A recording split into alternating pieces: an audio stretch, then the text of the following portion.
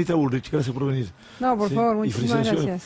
Y felicitaciones por el triunfo. Muchísimas gracias. Tengo que ir de lleno a la coyuntura, le quiero pedir una mirada con esto. Usted en reiteradas ocasiones ha hablado de narcotráfico y está la cercanía que tenemos en Argentina con lo que ha pasado con el operativo Bandera en Rosario. ¿Qué mirada tiene la situación que se está dando en Río de Janeiro, que es de una brutalidad muy pocas veces vista para la región? La policía local de Río de Janeiro entrando a sangre y fuego a dos de las principales favelas, de aquella provincia, de aquel estado. Bueno, el tema es que Brasil ha tenido un problema que en el 2010 lo había solucionado de una manera bastante inteligente, un plan de pacificación, con policías de pacificación en cada favela. Hay un dato histórico, que en el año 2011 aterrizó un helicóptero con el presidente Obama de los Estados Unidos en la favela Cidade de Deus, sí, que es una favela similar a donde entraron hoy, que es la favela Alemão. Y luego, lamentablemente, por cuestiones políticas, se abandonó ese plan de pacificación que realmente había dado un resultado enormemente importante en las principales favelas de Río de Janeiro. Y comenzó una organización de dos grupos principales, el primer Comando Capital y el Comando Vermelho, dos grupos que en un momento llegaron a tener el control total y absoluto de las prisiones en Brasil, de las prisiones en Paraguay, donde hay mucho Comando Vermelho y primer Comando Capital, y a partir de ahí utilizaron las cárceles como un modelo de organización criminal, con una violencia absoluta y total. Salían con ametralladoras y mataban gente en el centro de San Pablo. Bueno, y a partir de ahí se decide una nueva estrategia de combate. Dejan la política de pacificación, que había sido muy exitosa en Río de Janeiro. Yo la fui a ver, la conocía, la experiencia. Y comienza estas dos organizaciones, que Argentina las ha declarado narcoterroristas. Nosotros las tenemos declaradas. El primer Comando Capital y el Comando Vermelho son organizaciones narcoterroristas para Argentina. Sí, son narcoterroristas, porque tienen todo un sistema. ¿Alguna vez penetraron en la Triple Frontera sobre todo nosotros tenemos en la Argentina 39 detenidos brasileros, de los cuales 5 son del Comando Vermelho y unos 7, 8 son del primer Comando Capital. Hemos tenido un control muy estricto de estos detenidos. ¿Están alojados en prisiones argentinas? Sí.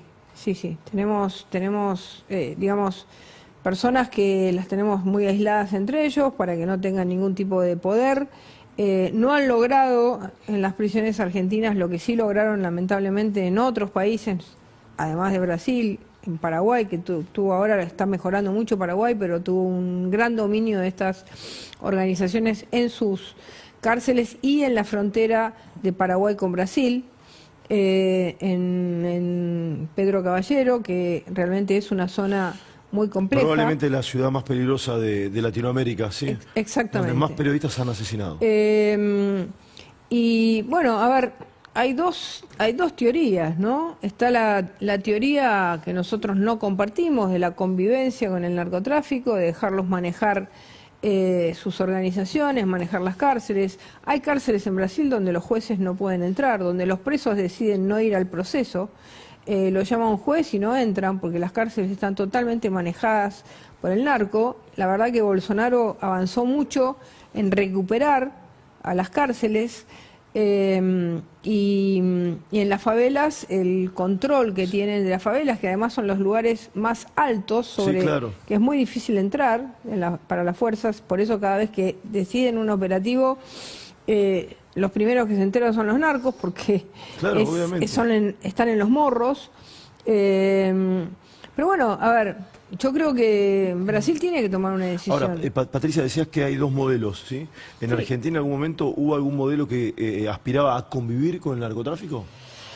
Bueno, yo creo que fue un modelo ingenuo. Ingenuo. Sí, porque el rosarino del socialismo no fue un modelo de complicidad con el narco, fue un modelo, digamos, de Dejar hacer. ingenuo en el sentido de decir, bueno, lo mismo le pasó a Uruguay, que tiene una tasa de homicidios 3 veces más alta que la Argentina, con una política de decir, bueno, son chicos jóvenes que tienen que tener, son vulnerables, entonces los dejaron organizarse, fueron tomando territorio, manejando los clubes, reemplazando al Estado en tareas sociales, y con eso iban reclutando soldaditos y generando la primera organización de Rosario, que fue Los Monos, que siempre hay una entrevista muy interesante del jefe de Los Monos, Cantero, que dice: si a mí me hubieran dejado el monopolio del territorio, yo organizaba todo, porque tenía los equipos de fútbol, tenía los clubes, tenía esto, claro, todo, digamos, expandiendo el narcotráfico por todos lados. Hasta que vinieron rivales. Hasta que vinieron rivales y empezó la guerra. Entonces, una teoría es la teoría de la convivencia, que algunos países latinoamericanos la aplican. Prefiero no hablar de países porque después nos genera problemas de carácter institucional, o tenemos un nuevo canciller, no quiero que empiece con problemas. Y otra teoría como la nuestra, que es una guerra sin cuartel. Sí, y esa guerra sin cuartel que usted plantea en Argentina, ¿es parecida a la de Bukele, por ejemplo? Bukele tenía otro tipo de organizaciones, que son las maras, que tienen un nivel de violencia muy fuerte, parecida a los del primer Comando Capital y Comando Vermelho. Por ejemplo, para entrar al Comando Vermelho, el primer Comando Capital, hay ritos de iniciación. Los ritos de iniciación es matar a una persona. Claro. En esos ritos de iniciación digamos, tienen que demostrar que son capaces de utilizar la máxima violencia, de matar chicos, como pasaba en El Salvador, de si una mujer no le quería dar su casa, le mataban al hijo y se lo cortaban en pedacitos. O si no le quería dar a su hija también. Sí, o su hija. El primer Comando Capital y el Comando Vermelho tienen esas mismas prácticas de iniciación. Nosotros hemos descubierto, justamente, separado los presos brasileros, que son por algún robo, algún hurto, algo de violencia de género, algunas cosas así, con los que son del primer Comando Capital, justamente por los tatuajes que tienen y los modelos de rito de iniciación que utilizan. Yo sé que estamos en plena coyuntura política muy interesante en Argentina, pero viste cómo la coyuntura de Buenos Aires. Esto como tuviste en el SECOT, el SECOT es la cárcel de máxima seguridad en las afueras de El Salvador, de la ciudad de El Salvador. Cada una de estas personas puede haber matado 100. Cada uno de estos mató 100. Salvador era el país con la tasa de homicidios más alta del mundo. Con Bukele, ¿no? Sí, estuve con Bukele, soy amiga del ministro Toro, con el que me saludó por las elecciones. ¿Algo de Brasil podría haber pasado en Argentina o no? Bueno, las imágenes estamos viendo hoy en Brasil. Nosotros tuvimos una ciudad tomada como Rosario, y hoy estamos avanzando a un nivel de pacificación muy importante. No solo se da en la baja de homicidios, sino en la convivencia de la gente, en el ritmo de la ciudad, en cómo la ciudad ha vuelto a ser un centro cultural, turístico, comercial, empresarial. Estaba parada, la ciudad era una... Es muy nítido eso, Patricia. Entonces cualquier persona que va a Rosario lo ve. Eso es muy nítido. Uno puede condenar lo que pasó en Brasil. Bueno,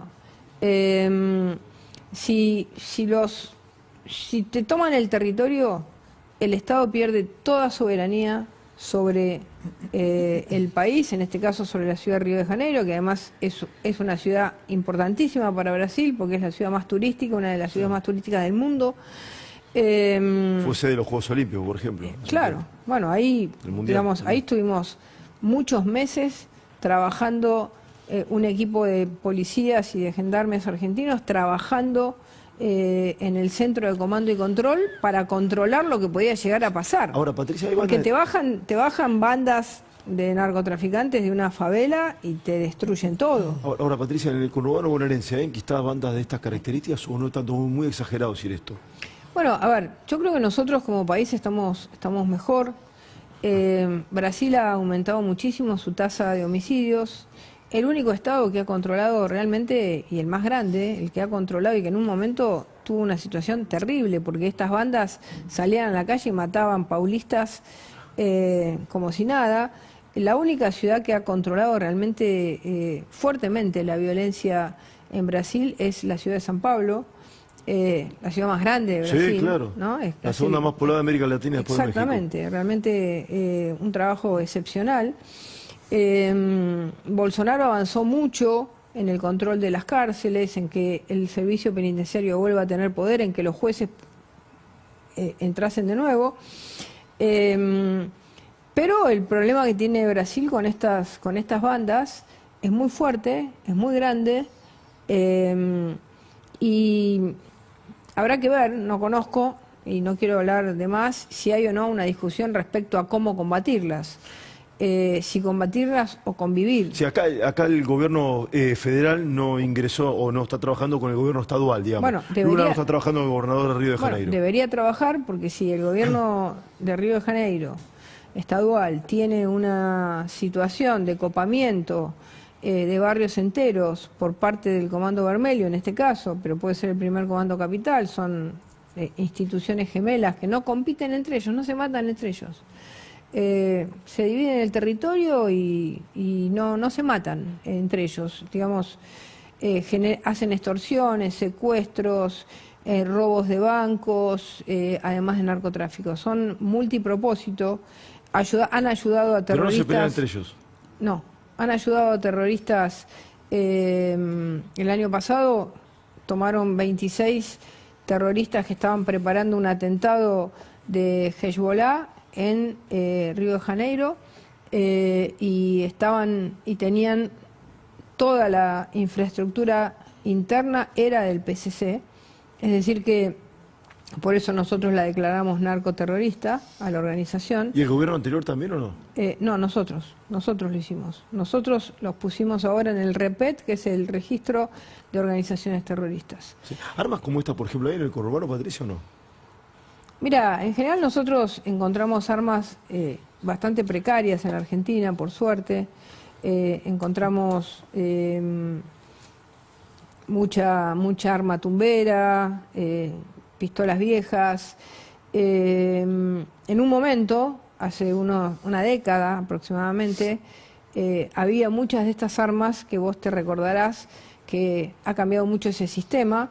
En el sistema bancario iban los camiones de caudales con plata, perfecto. Y había bandas organizadas con ametralladoras y este tipo de armas, y generaban desastres, mataban a todos los que iban en el blindado, a los autos de apoyo. Eso se terminó desde una buena represión a ese delito hasta que hoy el dinero se mueve electrónicamente. Sí, entonces virtual, también ha cambiado ¿No te molesta la palabra sistema. represión? No, por supuesto, la represión al delito es la base fundamental del Código Penal. Hay que reprimir al delito. Sí, hablando del Código Penal, debería preguntar también si hay estas armas en la Ciudad de Buenos Aires, porque vos venís a ganar en la Ciudad de Buenos Aires. ¿Hay de estas armas en Buenos Aires? No. Bueno, a ver, uno puede encontrar alguna, sí, pero la verdad es que cuando uno piensa cómo se está trabajando en la Argentina, cómo se está trabajando, yo te diría que prácticamente todo el país, menos Kicillof, han abandonado la teoría zafaronista. ¿Todos menos Kicillof? Sí, te diría que en general el país entero ha abandonado la teoría zafaronista, ha decidido una política del que las hace las pague. Provincias de distinto signo, ¿no? Vos podés tomar una provincia como Tucumán, que mejoró muchísimo los índices contra el narcotráfico, contra el narcomenudeo, de homicidios, bajó un montón. La teoría zafaroniana o zafaronista, ¿qué título le pongo? ¿Qué sería? ¿Garantista? ¿Abolicionista? No, el delincuente es producto de un problema social, entonces hay que comprenderlo Y mimarlo. Claro, y el pequeño J, en vez de ser un asesino de un triple femicidio, es una persona, como dijo una diputada del Frente Patria o de la Fuerza Patria, dijo, es una persona que no tuvo y no durmió en la misma cama que ustedes, calentita, no Natalia tuvo la Saracho misma dijo comida sobre, ¿no? calentita. Natalia Saracho creo que lo dijo, ¿no? Exactamente. Entonces, esta concepción de concebir al delincuente como el producto de una sociedad que no le dio lo que tenía que tener, lo que hace es zafar. Zaffaroni zafa al delincuente. Sí. Digamos, los dejaban tener teléfonos en las cárceles, los dejaban operar en las cárceles como seguían con el negocio criminal en las Guille cárceles. Cantero, los narcos tenía con teléfono de línea, con el cable. Sí, con el cable y teléfonos celulares.